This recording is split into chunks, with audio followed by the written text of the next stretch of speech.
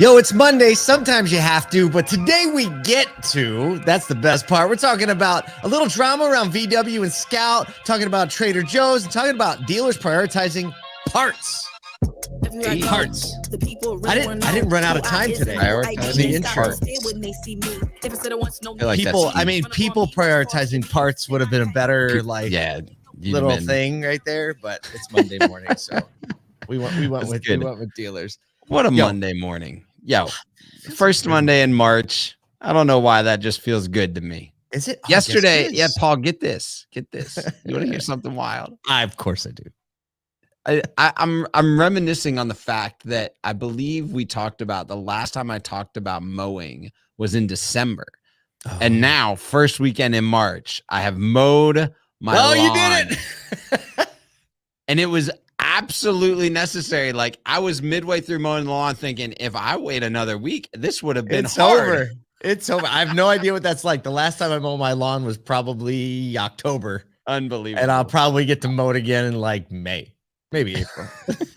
It's one of the small benefits of having a frozen tundra for your home 6 months out of the year is that the mowing is minimized. Man, there was this weekend was one of those where it feels like the ramp up is coming, right? There's this anticipation. We were texting about some flight schedules and visiting some dealers, but I'm realizing the wave is swelling, and it's about to be was exactly 1 month away from us being in Arlington throwing down live tonight. Snap. That's right. Wow. April 5th. We have less than a month. Oh my gosh. This is going to go like that. Wow. It's practically tomorrow.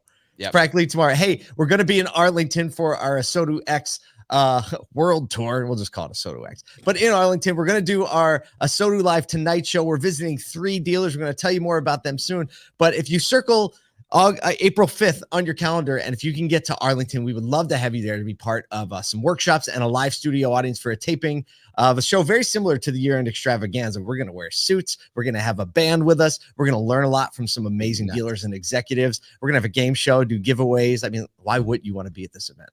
That's good. I don't know. That's good. I don't know why, but let's talk about some news today. We have some things unfolding, some things, I guess we'll call it that. It is confirmed now that the VW Group will be building a $2 billion EV manufacturing plant to produce vehicles for its new Scout brand near Columbia, South Carolina, creating 4,000 jobs and producing as many as 200,000 units per year. The final call to confirm that it was South Carolina was captured in a video of Scott Keogh, who I might add looked a little bit like Steve Rossler when he was just standing there with his head down. I was like, is that Steve? Oh, it's Scott Keogh.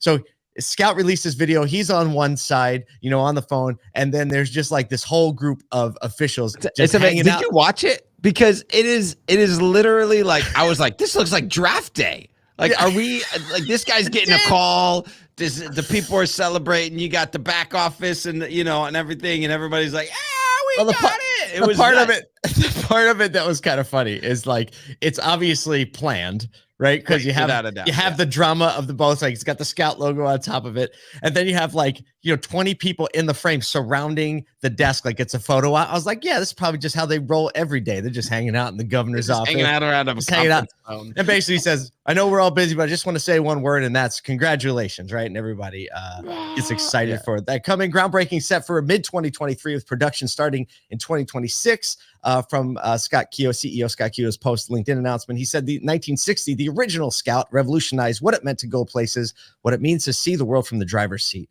When it started in 1960 comes full circle today. Scout is once again reimagining the adventures that an off-road vehicle can deliver, only this time with an electric platform. I love this last line. Today, we are closer than ever to putting an important American icon on the road. And he's talking about American iconic vehicles coming back.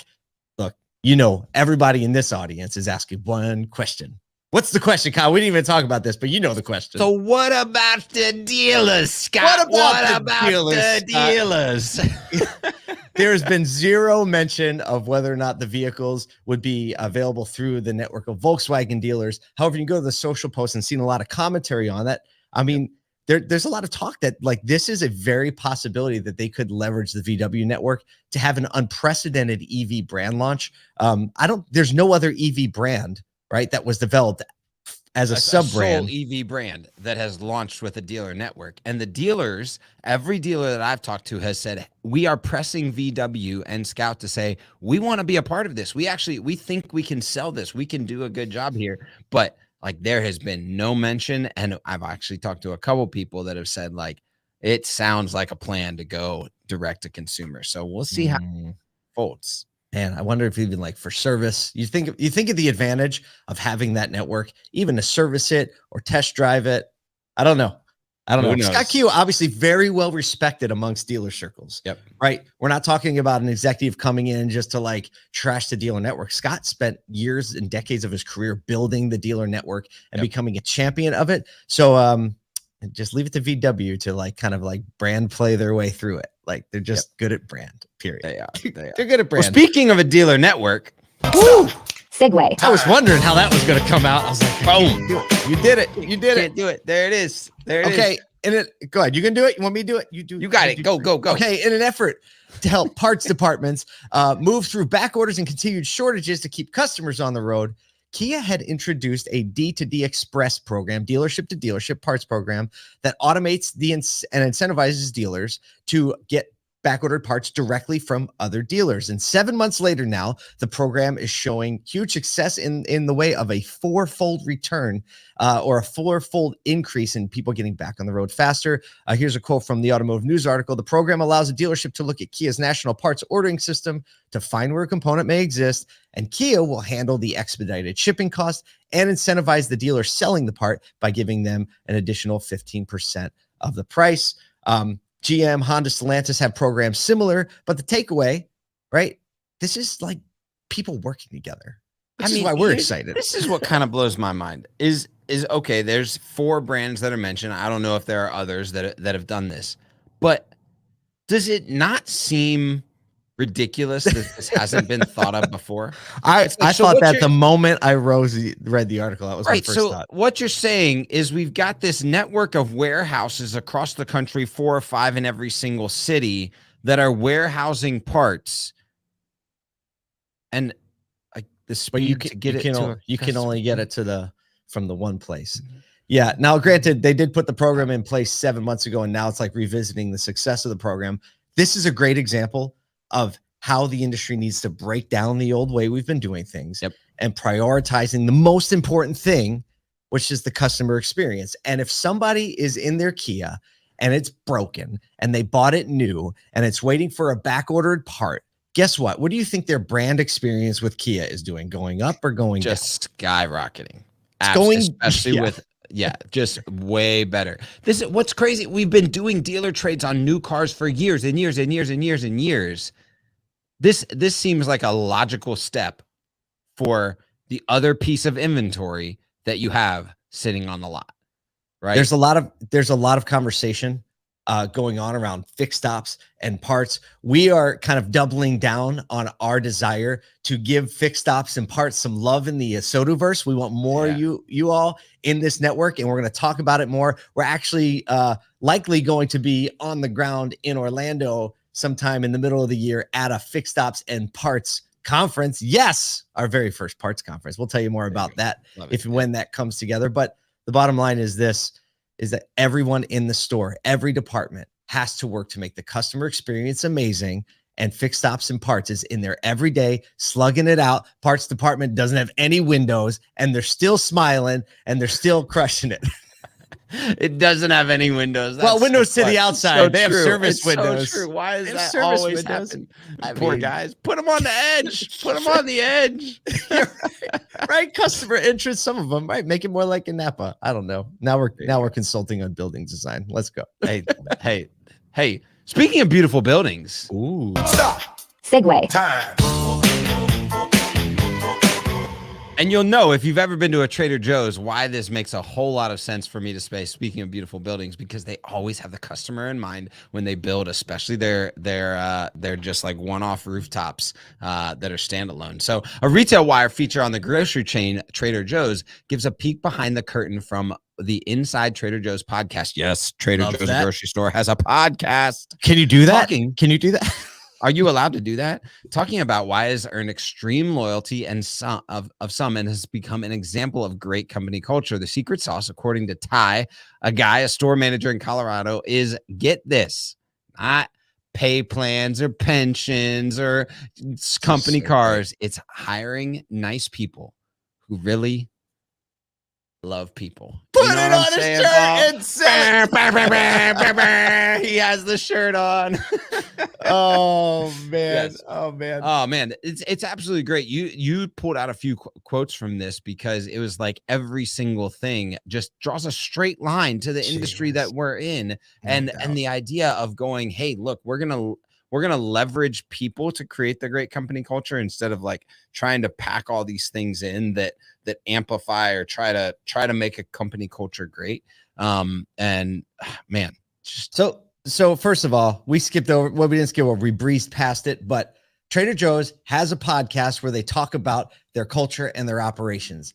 That is a piece of our advice to every organization out there, whether you're listening and you're a dealership or you're an industry partner, right? It is great to make organic content. Yeah, maybe you won't get covered in Retail Wire, but maybe you will. But the most important thing is you will be reminding yourself and your people what is important to you. So some quotes from this, it says, it's hard to talk about Trader Joe's without talking about love, because if you talk to anyone about Trader Joe's, they eventually mention it. They love a product. They love shopping at our stores. But a lot of it is they love working here. And that's what makes the culture. Another quote, the goal is to hire. Okay, lean in on this because everyone's talking about hiring. Who do I hire? How do I find them? To hire nice, kind, empathetic individuals and turn them loose. Right? You got to hire the people with that demeanor and then you let them go. Yeah. And he says, we hired you for a reason. We hired you for you. You don't have to become something you're not. Right? Or transform you into something that is Trader Joe's. Funny how that works. Here's one more that I need to read. And this is something that is a little bit of our vision for the automotive industry, Kyle, that you put so eloquently. He said, people who express their love for Trader Joe's in the application are the ones that really catch our eye. They put a couple sentences about why they want to work here. They shop with us for years. They grew up on Trader Joe's. And he says, that's important. There's a little something, Kyle, about us getting to the place where people have that belief and experience, innate desire to be a part of the culture that they've seen and experienced growing up or doing business with. This innate desire to go, I've done business with, or I've experienced, or I've watched other people fall in love with that industry or that company, that I would so much desire to be a part of that culture. Ring a bell? Well, you know, we see that a lot of the great operators across the country who have this culture, they get so many people that want to work there from people who have done business there, bought a car there, fixed, car there, or talked to someone else who did that. So like when you invest in your company culture or your facility or focus on customer experience, you're not just selling a car, right? You're recruiting at the same time, and you're building your culture at the same time. So this Retail Wire, you can click through it. We put all the links to what we talk about in the show notes. So I like to read through the comments, and Retail Wire has one of the best comment sections anywhere else because they vet the people who comment, which is a good thing. One executive commented, on the West Coast, if you want great customer-centric talent, you look for people that have worked at In-N-Out Burger or Trader Joe's. So little tip for you. If you're a dealer and you're trying to find great, empathetic, kind people, start shopping at Trader Joe's and building some relationships. There you go. Imagine if one day there was an article in Retail Wire about auto, and everybody was like, if you're in the U.S. and you want great customer-centric talent, you look for people that work in car business. What if that was the case? That's on its way. Hey, that's the future we're working to. That's why you are here. That's why we're all here, is to make this industry a beacon for what it actually is an industry that loves people more than it loves cars. Go get your Monday.